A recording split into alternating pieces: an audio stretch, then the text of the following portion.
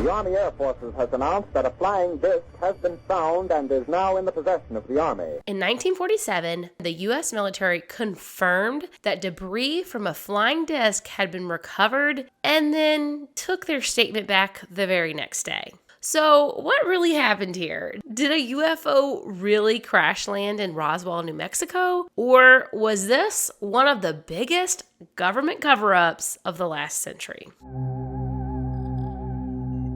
Well, hello there. I'm Christina, and you're listening to History and Hearsay. It was the summer of 1947. The world was still reeling in the aftermath of the Second World War. The United States was in the midst of a tense Cold War with the Soviet Union, and paranoia hung thick in the air. And it was against this backdrop that something extraordinary allegedly occurred near Roswell, New Mexico. Rancher William Mac Brazel was going about his normal daily business when he stumbled upon something that would alter the course of his life and possibly that of all humanity forever. It was a field of debris that appeared to be made up of otherworldly materials. But before we fully jump into the Roswell incident, let's talk a little bit about other related things that were going on around this same time. During World War II, Allied flight crews had started reporting mysterious glowing objects pacing their planes. Of course, these objects were originally assumed to be some type of German secret weapon, and pilots started referring to them as German fireballs or Firefighters. Also in the summer of 1946, thousands of people in Scandinavian countries reported seeing rocket-shaped objects silently flying overhead. Many reports claimed to have seen these objects explode or crash into lakes. And these objects were also being detected on radar. So, of course, the people there thought that this was some type of German rocket being captured by the Russians, but when all of this was happening, the CIA sent General Jimmy Doolittle over there to check things out. Now, what General Doolittle discovered and concluded has never been released, but we do know that after the Roswell incident, General Doolittle was in the office of the CIA director for what was reported to be a lengthy conference. So these flying objects are eventually seen over southern Europe as well, and there's actually a lot more to all of those sightings, but just for the sake of time, we're going to go ahead and skip ahead to 1998 when there was a United States Air Force top secret document that was declassified.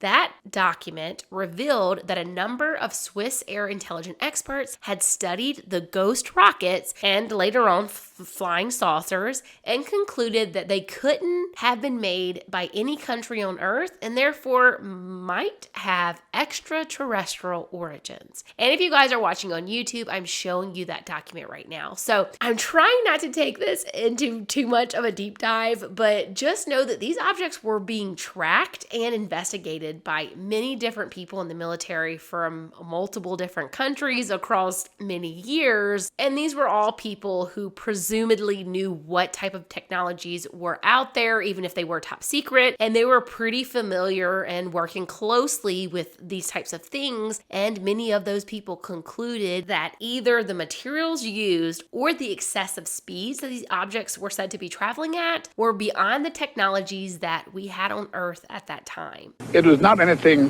from this Earth that I'm quite sure of, because being an intelligence officer, I was familiar with just about all materials used in aircraft and in our air travel.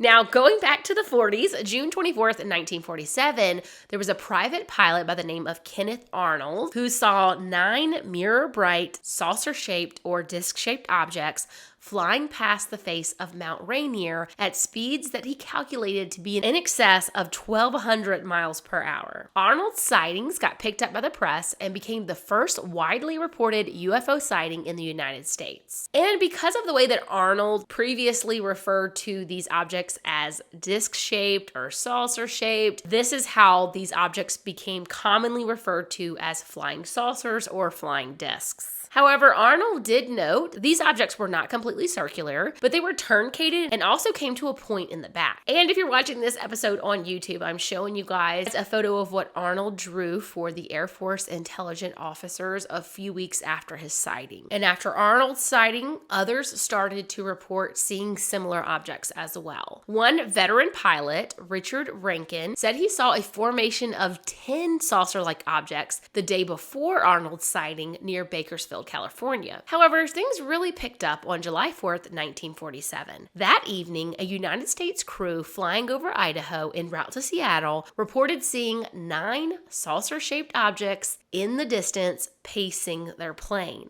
According to the originally very skeptical Captain E.J. Smith, the objects were in view for 10 minutes and then just suddenly disappeared. This story was far more widely reported than the Kenneth Arnold sighting in the nation's press, and so the next day, for the first time ever, most newspapers started carrying front page stories about flying saucers or flying discs being sighted all over the country. On July 7th, William Rhodes took photos of an object with a crescent-shaped trailing edge flying over Phoenix, Arizona. Soon afterwards, military intelligence and the FBI confiscated all prints and their negatives. Another strikingly similar object was photographed in 1950 by a photographer for the Louisville Times. Between June 24th and July 2nd, there were at least 36 reported UFO incidences in Arizona, New Mexico, and El Paso region. And these incidences were being reported not only by private citizens and private pilots, but also from military personnel and pilots as well. On June 29th,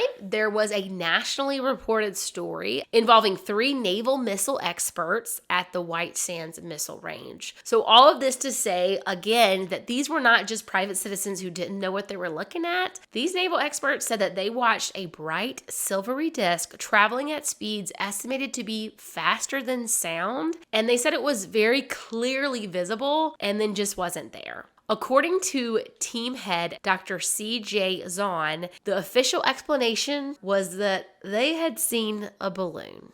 So now that we have a bit of context for how the so-called flying saucer craze got started and how it continued for many years after, we can return back to the Roswell incident of 1947. So you have William Brazel, who often went by Mac. He lived alone on a ranch in a shack that was in the middle of nowhere. It's said that Mac didn't have electricity or even a radio, and he was 30 miles away from the nearest town. And so the only time that he heard any news was when he went into one of the towns nearest him for supplies, which would have been either Corona or Roswell. So many believe that at this time, Mac was not even aware of all the reported sightings of flying saucers that had happened in the last month before this incident happened with him. In the first few days of July 1947, between July 1st and July 4th, there were several electrical or lightning storms reported, and during one of these storms, Mac heard a loud explosion. Some reports claim that this all actually happened in mid-June and not in the beginning of July, but a Mr. and Mrs. Dan Wilmot, who also lived in the area, reported having seen an explosion on July 2nd that seemed to be in the direction of Mac's ranch.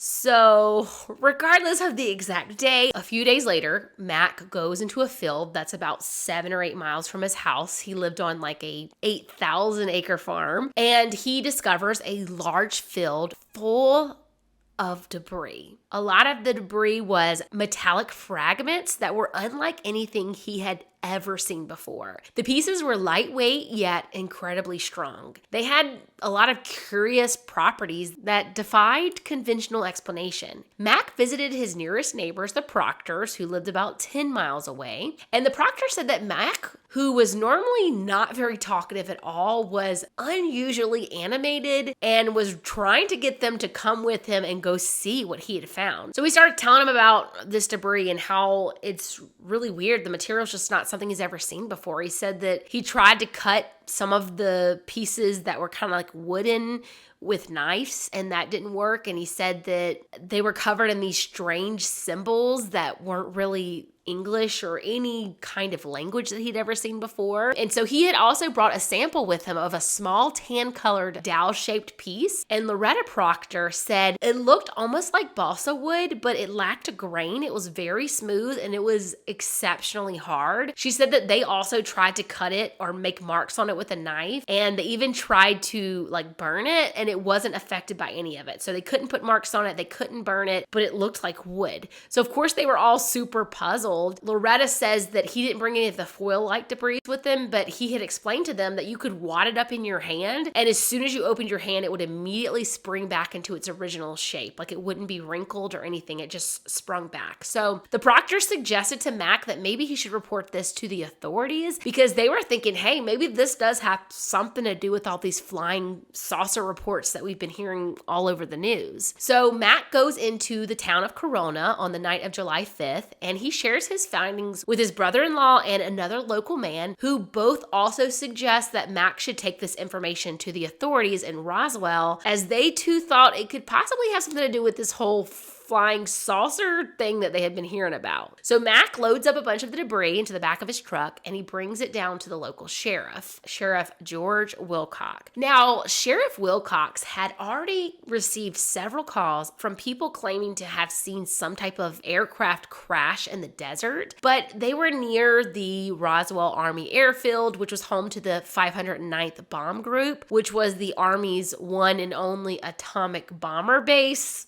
that we know of, at least. So it sounds like the sheriff didn't really take these calls seriously, because he probably assumed that they were seeing something from the airfield, or maybe it had something to do with the recent electrical storms. That is until Mac shows up with a bunch of evidence in the back of his truck. So Wilcox contacts authorities, and the military swiftly descend on Mac Brazel's ranch. They start quartering off the area and collecting the unusual wreckage. Those who saw the wreckage that Mac had discovered explained it very similarly to the way that he did. They said it looked like aluminum foil, but it was a much lighter weight. You could crumple it up in your hand so small that it was almost like you weren't holding anything at all. But as soon as you opened your hand back up, it would pop right back up into its original shape without wrinkles or anything. According to Sheriff Wilcox's daughter, Phyllis, her father said that Mac had brought some of this memory foil with him, and Wilcox had put it in his office for safekeeping, believing that this was some type of significant discovery. However, in a wire bulletin from 1947, Wilcox denies that Max had brought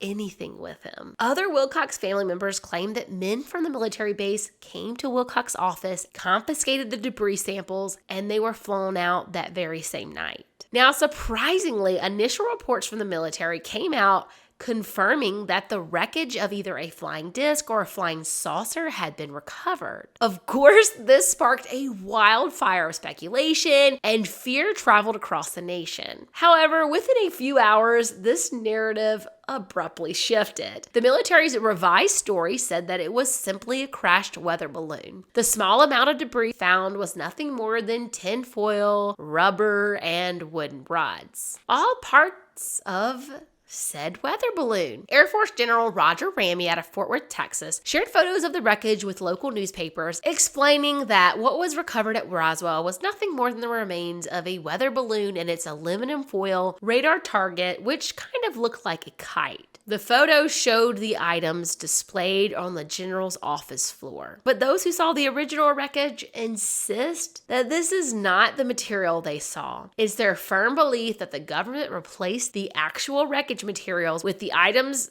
that they photographed, claiming they were from a weather balloon. Now, another interesting point is that Mac had reported finding debris across an entire square mile, which, if you need a visual representation of what that looks like, that's like more than 10 football fields. But here the military was insisting that they had only recovered a small amount of debris. And what I saw, I couldn't believe there was so much of it. It was scattered over such a vast area. So we proceeded to pick up as much of the debris as we could, load it in a wagon. We filled that up. It took us a good part of the day to do that. Several people who had heard Mac's story firsthand insist that they distinctly remember Mac was concerned with how large the debris field was, and had even complained about having to take his sheep a whole mile around out of the way to get them water in order to avoid the wreckage because his sheep refused to walk across the field of debris. Now, after coming out with this story, the military even went a little bit further to try to convince people, and they staged a whole photo shoot showing what radar reflectors and weather balloons looked like and a bit about how they work. The Roswell incident faded from the headlines, but for those who had actually witnessed the incident, the rumors persisted. Over the decades that followed, whispers emerged and witnesses came forward claiming to have seen not just wreckage, but alien bodies. It was reported that in Mac's initial story, he claimed to have seen more than just debris. Mac was talking about these little non-human bodies that he had seen amongst the wreckage. Mac had reportedly said that these bodies had a really foul stench, and he was certain that they weren't human or any type of animal like a monkey or anything like that. Debunkers of this story have insisted that these stories of little people didn't pop up until years later, but a local radio reporter who claims to have interviewed Mac immediately after the incident, as well as several other local citizens who said they also spoke to Mac immediately after the incident, all say this was Mac's story from the very beginning, and it only changed once the military was involved. Then in 1980, a book by the name of The Roswell Incident was published. The book's authors, Charles Berlitz and William L. Moore, labeled the weather balloon explanation a cover story. They argued that the original debris, which they believed was from a crashed flying saucer, had been flown to Wright Field near Dayton, Ohio, and material from a weather balloon was hastily substituted. Although the book was widely disputed, it sparked additional conspiracy theories as well as a number of hoaxes. Notably, in 1984, documents surfaced that were alleged to be classified memos concerning Majestic 12 or MJ-12, a secret operation launched by President Harry S. Truman to handle the Roswell incident. The documents, however, were later determined to be fake, and no evidence was ever found to support the existence of MJ-12. Not that that really means anything. This was followed by an alleged alien autopsy film in 1995 that purported to show the dissection of an alien corpse from the Roswell incident, and this 17-minute video was later claimed to be a fraud by its director. But rather than ending the conspiracy theories, these hoaxes actually just sparked more interest in the incident, and Roswell became synonymous with UFOs and aliens. And of course, this meant that it became a significant part of the city's economy. In 1992, the International UFO Museum and Research Center opened in Roswell, and since 1996, Roswell has been the site of an annual UFO festival. Ironically, Berlitz and Moore were right about one thing. The government's claim that a balloon crashed at Roswell was in fact a lie. In 1994, after pressure from New Mexico Congressman Stephen Schiff, the Air Force admitted that the recovered material was in reality from a U.S. spy balloon, part of the Project Mogul. It was an attempt to monitor anticipated nuclear tests by the Soviet Union. In 1997, a definitive Air Force report called the Roswell Report, Case Closed, ventured the opinion that stories of alien bodies may have come from civilians witnessing parachute crash test dummies, a severely injured airman parachutist, and charred bodies from an airplane crash during the 1950s. The report proposed that the witnesses consolidated the separate events, Project Mogul, the crash test dummies, the airmen, and the charred bodies, all in their memories, and just thought that it was all one event. Feels like a stretch, but okay. For many UFOologists, these explanations were seen as part of a continued cover-up by the U.S. government.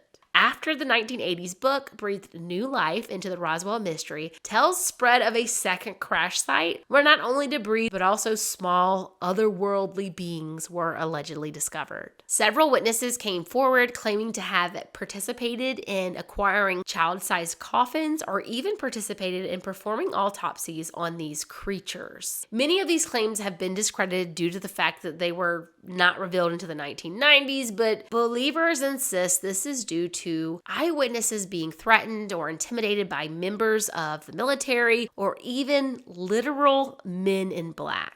And they were only now speaking out due to their advanced age or the fact that family members who had sworn them to secrecy had passed on. Now, one such story involved one of the firefighters who responded to the scene of the crash. And in an interview conducted with his daughter, she remembers her dad talking all about the small alien people who were at the wreckage site. He had come home extremely excited, gathered his whole family together, and told his family, including his then 12-year-old daughter, that the creatures had been about the size of a small 10-year-old child, and some of them had passed away from the crash, and there were others that had survived and were still alive but extremely sad. He said that he could feel their grief and he was just devastated that he couldn't do anything to help them. It doesn't get any easier because every time that I tell somebody about it, I feel like I'm 12 years old again. They just think that you're nuts if you talk about it, so. And I don't just generally talk about it. I think there were 15,000 people living in Roswell, and 7,000 of them were out at the base. It was a huge benefit to the community. Now, Roswell was probably one of the most patriotic towns in the whole United States. They saved every tin can around. We scraped the tinfoil off of gum wrappers. We saved the string. We turned everything in for the war effort. And even 2 years afterwards, we were still doing it. My name is Frankie Rowe, R-O-W-E. Tell me what happened when your dad came home that day. The very first time that I heard about this at all. Daddy came home from work. They worked shifts of a type that they would be on duty maybe 24 hours or 36 hours and then off 8 or 12, like that. So we hadn't seen him for a time. And he got home that evening and he came in so excited and he started telling us that they had gone on a call of what they thought was going to be a plane crash north of Roswell. And he said they got called out to Blackwater Draw. And when they got out there, what they saw was not a plane that was our plane, but he said it was a flying craft from somewhere else. He said it's not an airplane. He said it's not from this world. They could see that there were two bodies that were laying on the ground outside of this craft, and that there was one, what he called little person. And he said there's one little person that was walking around, and he said they were still alive. He said they were very small, about the size of a small 10-year-old child. But the head looked like the little insect that we played with or that we saw around our house called Child of the Earth. Head was too large for the body, and it had no hair, and it would have large eyes. He said they looked quite a bit like us. And he said we couldn't help them. And he was more upset over the fact that they couldn't help this little person. He said you could feel the hurt from this little person that was so saddened by the death of the others with him. And apparently they hadn't been there but just a few minutes, and he said the military came up and they made them leave.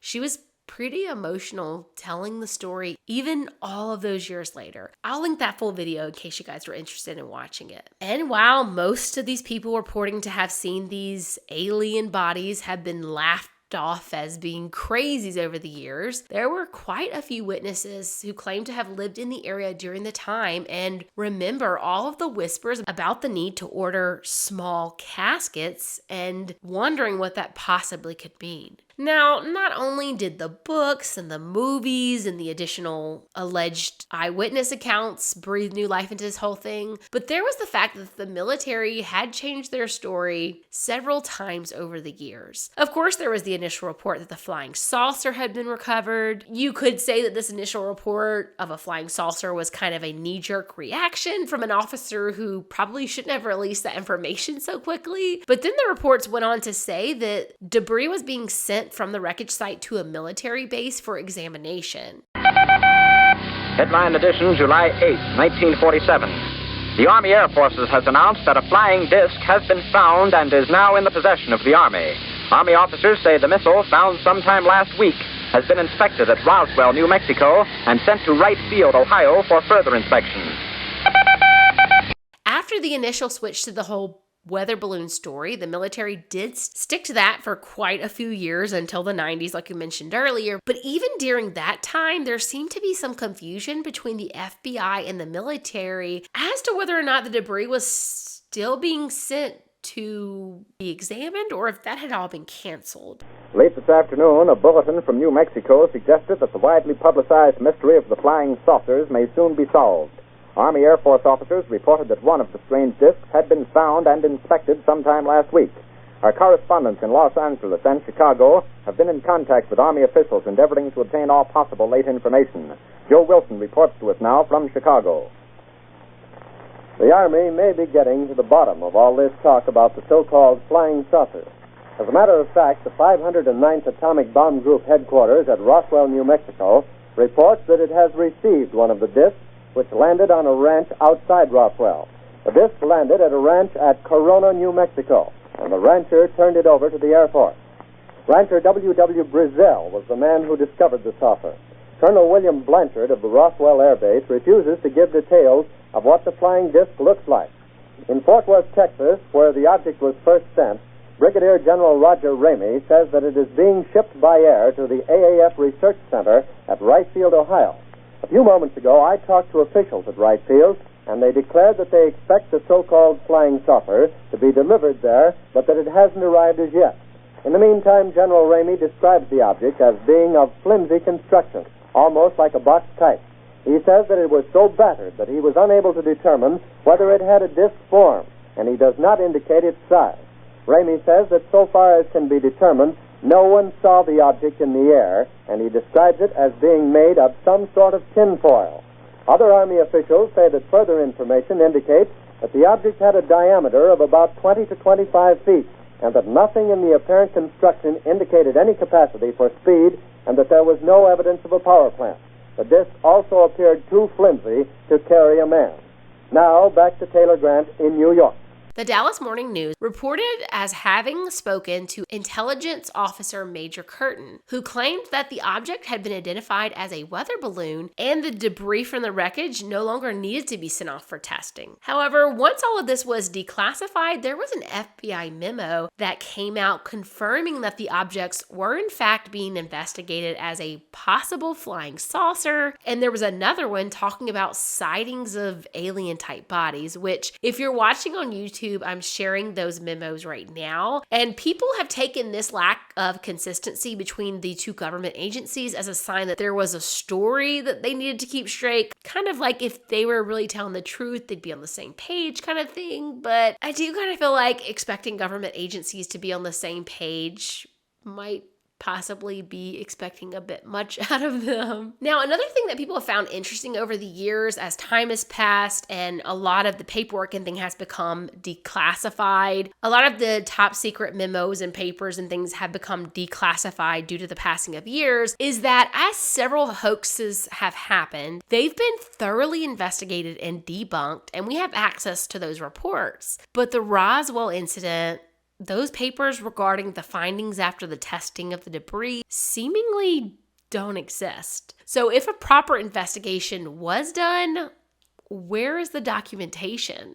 Much like the government, Mac Brazel also changed his story several times over the years, but those inclined to believe the original story that he told chalk this up to government intimidation. And of course, as things became declassified and paperwork was missing, this all bred new life into the whole story, and conspiracy theories blossomed. Speculations ranged from clandestine government cover-ups to elaborate tales of extraterrestrial visitation. The Roswell incident became a touchstone for UFO enthusiasts, skeptics, and researchers alike, each seeking to unravel the enigma that had been etched into modern mythology. And the truth remains elusive, obscured by layers of official denials, classified documents, and the inexhaustible human appetite for the unknown. One question persists. What really happened at Roswell in the summer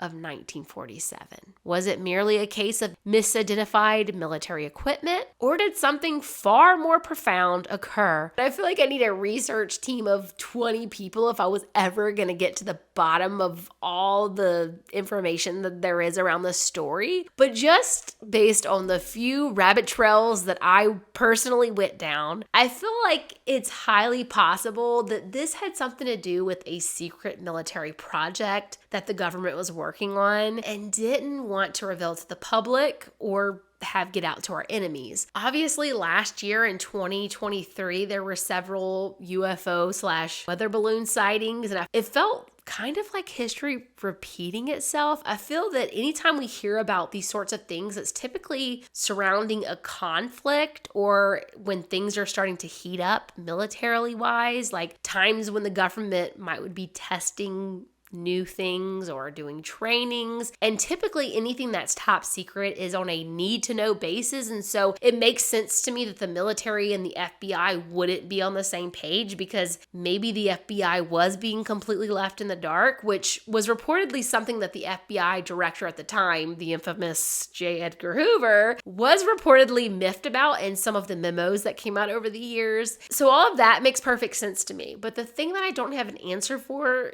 is the supposed alien bodies. I did hear one theory that it was a foreign technology that our military recovered, from another country. And the claim there was that they had put children inside of these vessels for testing it due to their small size. But I honestly hate to even think about that as a possibility because it's so horrific to think about. But also the reports claiming to have seen these bodies said that they were not human and they weren't any known animal species like monkey or anything like that. So because of those eyewitnesses' reports, they pretty much all said they weren't human. So I don't think that holds up much weight if you're going to put any weight on what the eyewitnesses said in regards to the little men or whatever. Perhaps in the end, the enduring fascination with Roswell lies not just in the quest for answers, but in the reflection of our own hopes, fears, and boundless curiosity about the mysteries that lie beyond our understanding. For as long as the skies beckon us with their endless mysteries, the legend of Roswell will continue to captivate and intrigue, reminding us that some secrets may forever remain just beyond our grasp. Let me know your theories down below, and until next time, I'll catch you right here in the next one.